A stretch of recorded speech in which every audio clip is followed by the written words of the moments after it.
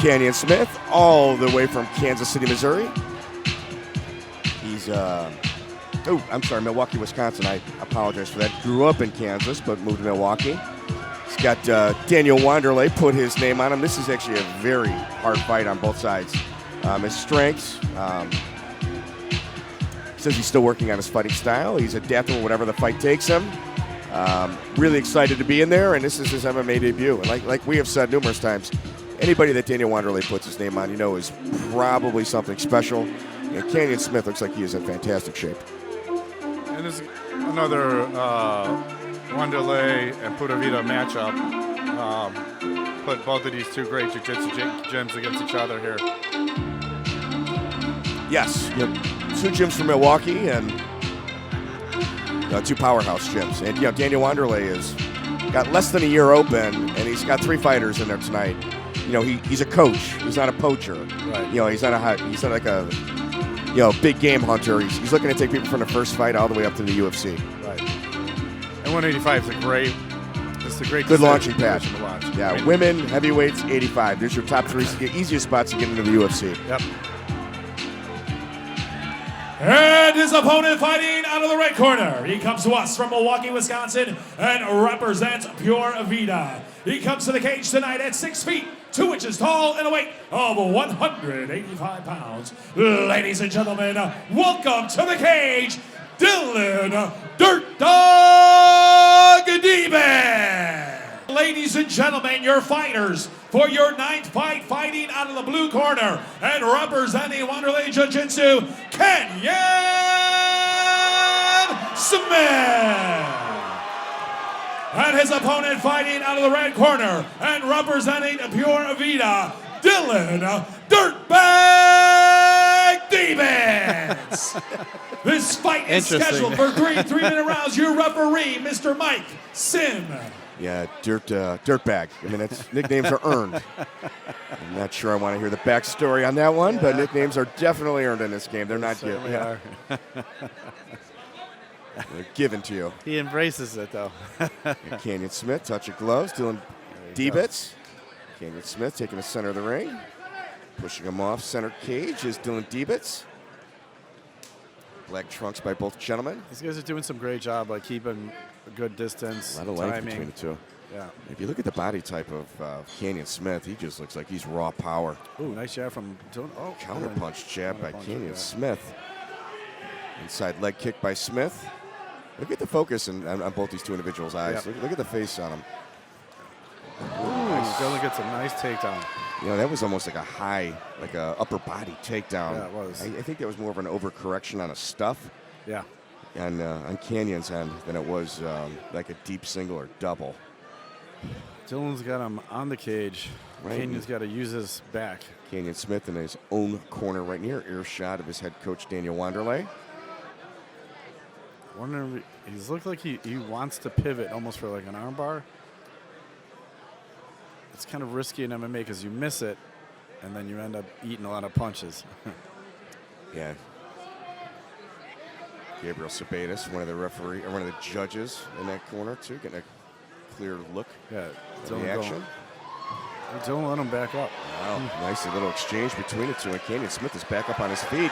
Inside left punch, left-right by Canyon Smith. Canyon Smith is going the inside punching route. We call it riding the rails in boxing, followed by a kick by Canyon Smith. I think Dylan Diebetz might be wanting a second chance of getting another takedown. Yeah, I think he is. Yeah, when you got that type of striking where you commit to the exchange and you go inside the punches, the guy throwing at you, Dylan's it's very accurate. Ooh, It's nice very hard to defend against when you're trying to lead punch against a guy countering like that. It's almost like a James Toney style of fighting. These guys are really fast for 185. Yes. Phenomenal shape. Another jab right down the middle is Canyon Smith. Kick by Canyon Smith. A lot of accuracy from these guys, Dylan Diebetz. Ooh, left hook. Left hook by Dylan Diebetz and pushing it forward. We got 45 seconds left, and these guys are touching each other's chins at almost every exchange. 185 at a 145 pace. Yeah, the pressure of Diebetz is pretty surprising. Left to right by Diebetz, pressuring Canyon Smith. Diebetz is doing a good job of keeping his right hand up because that kick from Canyon is coming hard, right? And it's accurate every single time. Look at the cadence of Canyon Smith. He's almost waiting to counter on the inside. Yeah. Like if you look at if you guys watch old boxing films, it's almost like a Jersey Joe Walcott type stance. It's almost like a duck walk in, and it kind of gives you a real clear view of what your opponent is doing. It's not meant for power. It's meant to use your opponent's momentum against them as they come in. Right. That Canyon Smith, the way he counters is incredibly impressive. You very rarely see that at this level. Yeah. You can now see why Daniel Wanderlei was comfortable with throwing him in such a hard fight. Yeah.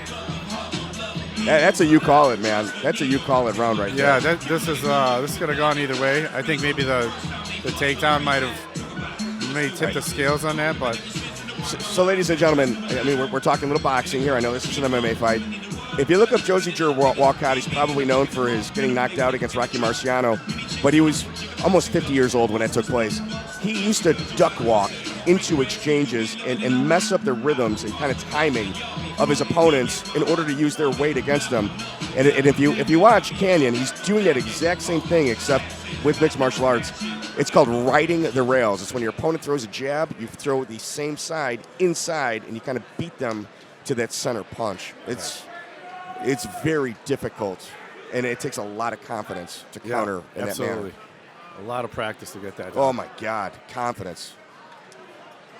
Look at the sweat coming off Canyon Smith, and a focus left-right by Smith. He's pushing forward. Dylan Diebetz throwing jabs. If I'm going to make any adjustments, a lot of times fighters fight short. They have their hands against their bodies. Right. Like right there, you saw like a long left jab, by Dylan Diebetz. Right. What fighters do is sometimes they'll make the mistake of continuing to fight short because you got to keep your hands up, but then you forget to fight long. Like you have to either start long and then get short. You can only shorten your punches up, but it's difficult to remember to fight long. Diebetz ate a good left hand from Canyon coming in, but securing the takedown. Oh, he's got him up. Wow. Nice. Ranning across the from Diebetz, cage. and he goes right to the mount.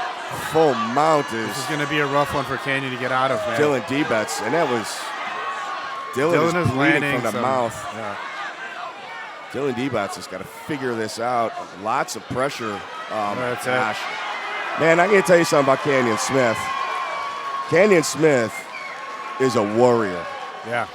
And Diebetz kind of showed you he just leveled up. Like he ran his engine on red and got the finish. That Canyon Smith is a tough fighter, man. That was not an easy hill to climb for Diebetz. No, and Canyon Smith has got swelling under his left eye. Yeah. Seems okay. I'm going to tell you this right now. Diebetz, this is a phenomenal win for him. I don't see Canyon Smith losing many of these. Like in his pro career or amateur career, that is a very, very talented individual. There's a lot of accuracy. Like I was really impressed with the accuracy of these guys. Sometimes in the heavier weights, the accuracy drops.